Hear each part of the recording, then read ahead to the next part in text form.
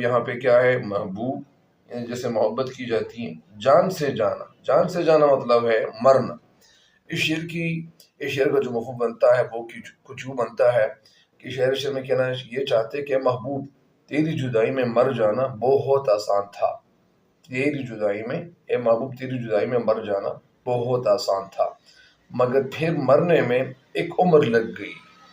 عمر لگی مطلب پھر مرنے میں ایک عرصہ لگا، یعنی زیادہ ٹائم لگا۔ اب اس شعر کی تشریح کی طرف آپ لوگوں کو لیے چلتا ہوں۔ شاعر احمد فراز اس شعر میں کہنا یہ چاہتے ہیں، اور کیا کہنا چاہتے ہیں؟ وہ کہنا یہ چاہتے ہیں شاعر محبوب کے ہجر اور فراق میں ملنے والی جو تکالیف ہے اس کا وہ تذکرہ کر رہا ہے، اس کا وہ ذکر کر رہا ہے، اور کہنا یہ چاہتے ہیں کہ محبوب ہم نے سوچا تھا کہ تم سے اگر جدا ہوئے تو مر جائیں گے۔ ظاہر ہے کہ کچھ لوگ سوچتے ہیں، وہ کہتے ہیں کہ اگر میں اس سے جدا ہو گیا تو میری زندگی تو ختم ہو جائے گی، میں تو مر جاؤں گا، میں تو فنا ہو جاؤں گا۔ لیکن یہ موت جو لکھی ہوتی ہے تو موت تو اللہ تعالیٰ کے ہاتھ میں ہے۔ لیکن شاعر بھی کچھ اس طرح کہہ رہے ہیں کہ اس وقت یہ بات کہنا بہت آسان لگتا تھا، مطلب اس وقت یہ بات کہنا بہت آسان لگتا تھا، لیکن در حقیقت یہ بہت مشکل کام تھا۔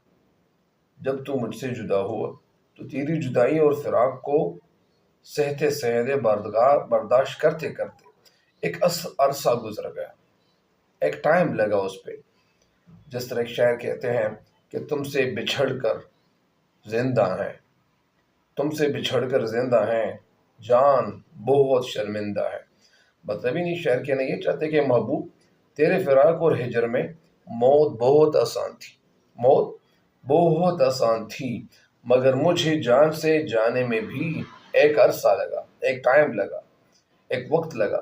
بظاہر یہ آسان لگتا ہے کہ انسان کسی کی جدائی میں مر جائے، لیکن در حقیقت یہ مشکل مرحلہ ہوتا ہے۔ موت نجات ہے، مگر نجات کی گھڑی اچانک نہیں آ جاتی، بلکہ اس کے لیے بھی ایک طویل انتظار کرنا پڑتا ہے۔ تو جس طرح یہ ایک مشہور عربی مقولہ ہے، قول ہے کہ الانتظار من اشد من الموت، انہیں انتظار